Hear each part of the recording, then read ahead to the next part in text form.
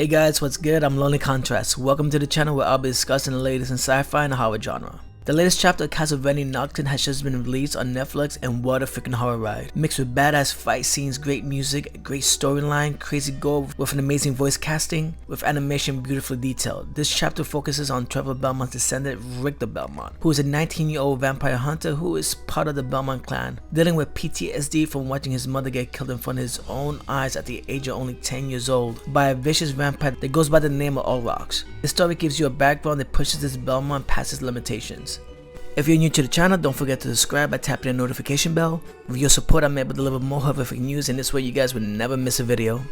I kinda enjoy how this season went straight to the point. There wasn't no slow dialogue or unwanted characters drawn into the series. Usually what makes a great show bad if its second season to third season is either a hit or a miss, but Castlevania Nocturne is definitely a fucking hit, and I love that. Yes, this is a different time period with different characters, but just like the video game, there's always a Belmont standing toe to toe against a vampire that is trying to snuff out the light. Powerhouse Animation Studios and Dr. Movie did an excellent job behind the animation. I honestly feel like the animation in this chapter was way better than the first animation. What do you guys think?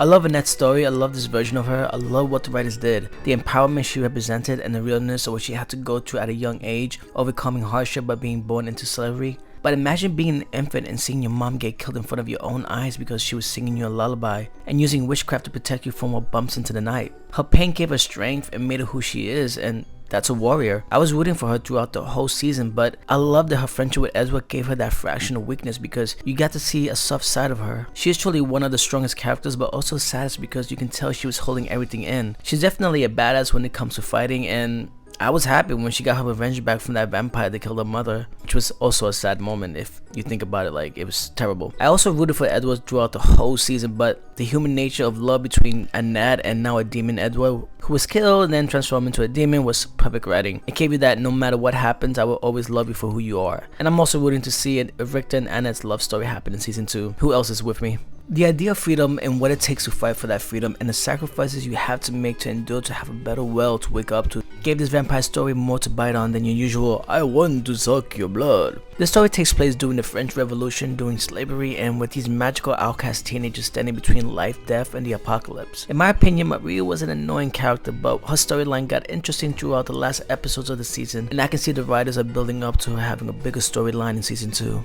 And if you closely pay attention in episode 1, there's a tiny throwback to the first Castlevania series. You just have to pay a little bit more attention to spot it. Here's a hint. It has to do with a certain ancestor of the Belmont legacy. I've never been so excited for the return of an animation series besides Guild 5 Luffy vs. Kaido. This was a sweet utter wait because, well, it was worth it in the end. There are so many surprises in the series that it had me yelling at the TV saying, "What the fuck?" I love the character growth for Richter Belmont. He has a moment in the series where he has to decide whether or not he has to be afraid or face his fears head on. I love the character development with each character. The series, just like the previous one, focused on each character growth and a journey of discovery.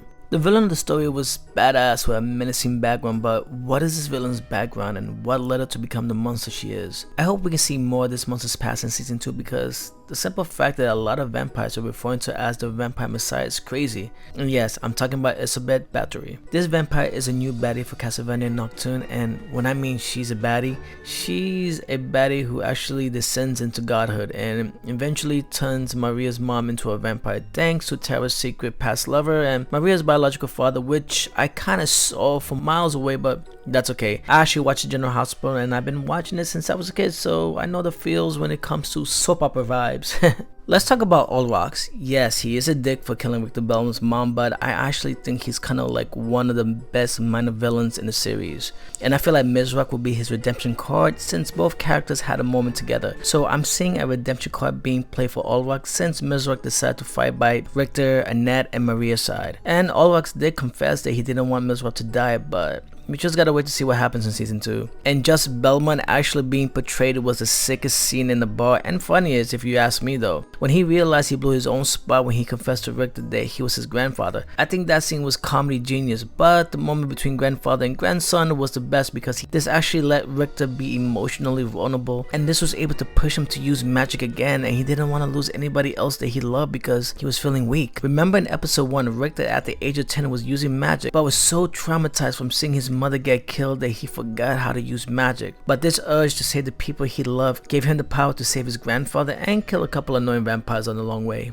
And the return of Alucard got me jumping off my seat screaming. Was I the only one happy to see the son of Dracula return? I loved his new character design, so true to the game, and he looked so amazing and freaking beautiful, by the way. Leave your thoughts in the comments and tell me how excited you are to see Alucard's return and how this will affect season 2. And I have a strong feeling that we're also going to get the return of Dracula once more, and I can see a fight between Dracula Tepes and Etzelbert Bathory, since Dracula along with his wife was resurrected at the end of the original series. Do you think there will be a showdown between the two vampire gods in season 2? Leave your thoughts in the comments.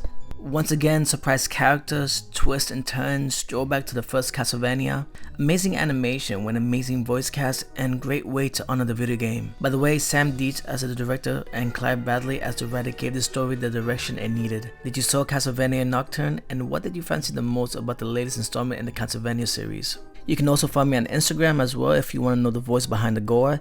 If you enjoyed this video, please tap that like and share. Don't forget to leave a comment, and as always, thank you for watching and please be safe.